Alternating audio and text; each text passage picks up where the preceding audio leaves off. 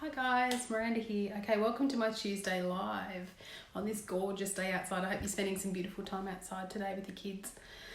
Okay, so today I wanted to talk about why it's healthy sometimes to let your child lead.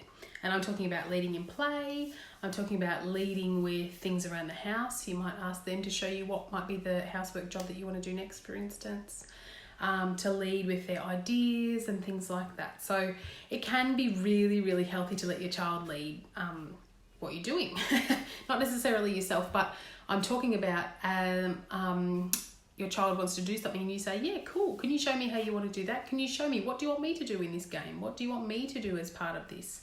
Because, so there's some really, really good reasons. Oh, I'm half asleep today, sorry.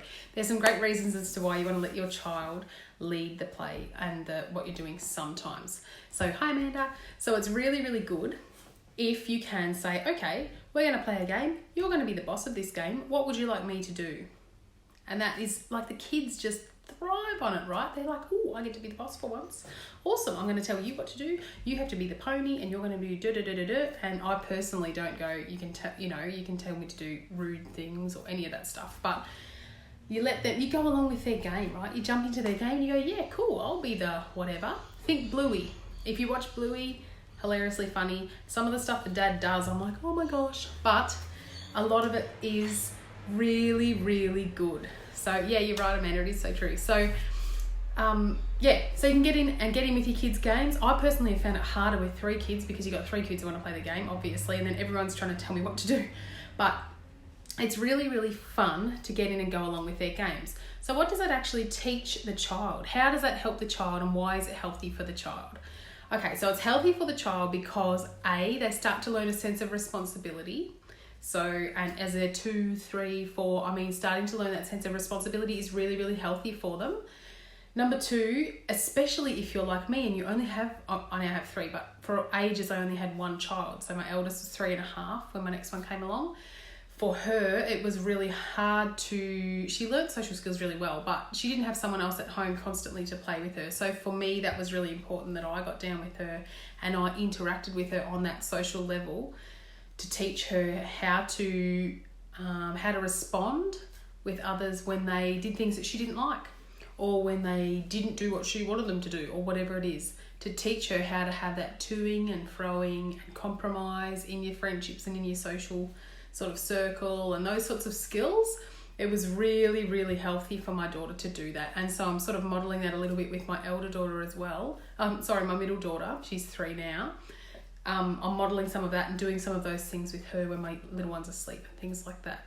It's so important. If you as the parent can get in there and get involved in their little play, if they're being the boss, that's great because there's a whole bunch of skills, right? If you are a leader in any sense, there's a whole bunch of skills that come with being a leader because a good leader doesn't just tell people what to do. Think parenting, think your boss, whatever. A good leader does not just tell people what to do. They actually come along with them and they help them to do what they are passionate about, help them to do what they're good at and teach them to do things that they're not so good at, right? That's what we want to do with our kids. That's what we want to be teaching our children. So you want your kids to be leaders in things, teach them how to be a good leader and people naturally follow them. So that's one of the things they can learn when you get amongst the play and let them lead. It teaches them to lead, basically. Okay, that's really, really good for kids. Okay, what else can it do? It switches around for a while on one level, switches around the balance of power. So it gives the child power over you to a point, obviously. Now, I'm not a big fan of the Bluey episode where Bluey gets to tell her dad to, sit in the toilet paper section. Not a fan. I don't think that's something that I would let my children do to me. But, each person is different. So it's really, really good for that balance of power because the child then has to go, oh, mum is now, or dad or whoever, is now listening to me. What am I going to get them to do? This is kind of fun, isn't it? This is a bit of a sideways sort of thing. It's sort of flipped upside down. Not sideways. Upside down. So for the child, that's a really, really interesting power difference. And you can start to see what your child might be like and start to teach them and train them again how to use power responsibly, how to hold it right, how to treat other people when they're the ones in power. And that all comes back to the leadership thing as well. So it's really, really healthy to be able to do that. Underneath though, really, as I said before, as the parent, you still have the power to actually stop the game. Whereas you know, in some situations in life, clearly the people don't have the power. But as a parent, like I would go, do you know what? I'm overplaying this game now. I don't want to play anymore. We're going to go back to the normal balance of power, which is me being in charge of whatever's going on here. I'm not going to let you hit me in the face, for instance. Anyway, so that's another really healthy reason, for letting your child lead. So, and another thing, the last one is basically, it's just really fun, right? It's really fun to see the games they come up with and to go, my character's called what now? It's called Starlight Sparkle. It's called, what is my horse called? Those sorts of things are really, really fun. And you get to see your child's personality. You get to connect with them. You get to observe them. You get to learn about them. So many things to do with your child that you get to learn when they are the ones that are in charge. It's amazing. And that's just another way to connect with your child. All right. So just do it. Do it one day. I mean, connecting with your child, it's sort of the sort of thing that you need to have a little bit of time and space for. Like, it's not the sort of thing that you want to be letting them tell you what to do when you're supposed to be making dinner. Like, for me, that would just drive me bananas because I have things I have to do and it's just not the moment. Okay, so yeah, they do love it. So it's just really important that you choose a space when you have time, and it doesn't have to be a lot of time, but you can say, do you know what, we're going to play for the next 10 minutes and you're the boss. Cool. Set a timer if you need to so that you remember, because you feel like it's been 10 minutes after like 5 sometimes because you're just like, oh my goodness, little kid games. Doesn't matter. It's about connecting with your child.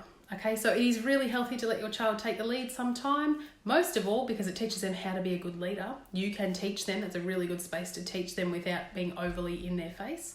And it's healthy and it's fun and you connect with your child. So many good reasons. Okay, so anyway, I'm going to pop this video on YouTube and stuff probably anyway, but share this with your friends if you want to, invite them to this group. I hope you're enjoying it. Let me know, chuck me some comments. Thanks, Amanda, for your involvement today. It's really great. Chuck me some comments about things you want me to talk about, okay? Because I love doing these Tuesday lives and I love doing my weekly strategies on a Friday, but anything you want me to talk about, I'm happy to talk about, all right? So as long as it involves small kids and involves parenting, yeah? So that's that. I hope you guys are having a great day. See you later. Hi guys, Miranda here. Okay, so do you want to know more about parenting a toddler? Do you want to know more about parenting a preschooler and all the different things that they need with regards to social, emotional skills and academic skills, as well as how you can connect with them on a daily and consistent basis as a parent? I think that's really, really important because it sets them up for a much better life and much better expectations and a much better parenting journey for you and childhood journey for them, basically. So if you want to learn more about that sort of thing, that's what I post weekly on here. I post weekly strategies and tips up here on my YouTube video. So hit the subscribe button, hit the little bell-shaped icon if you want to hear more of these little videos. Also, something you might be interested in, especially if you're a toddler mum or a baby mum, is my online course, the Toddler Workshop. So this Toddler Workshop, as I say, it's an online course. It will take you 90 minutes to complete. It is easy. It's a slideshow with me talking behind it. It's got a workbook. You also get 3 bonus printables as part of it, and one of them's got my amazing Play-Doh recipe in it. So get you ready for that because it's really, really great. So if you're interested in the Toddler Workshop, my 90-minute online course, feel free to go to the link below and find out all about it because it is amazing. And I've had some really, really good feedback from people about my workshop. I've run it in person and it is now available online. So if you're interested in the Toddler Workshop, go below and see the link there. And apart from that, you can follow me on my blog, smartmamasmartkids.com. I'm Miranda Hodge. I'm the Geelong parenting coach. And my blog is called Smart Mama Smart Kids. It's straight for you if you are a toddler or preschooler mum. And I can't wait for you to join my community and be part of it. So get on board, check me out on Instagram, but otherwise don't forget to hit the subscribe button and I'll see you next week with some more tips and strategies. See you later guys, bye.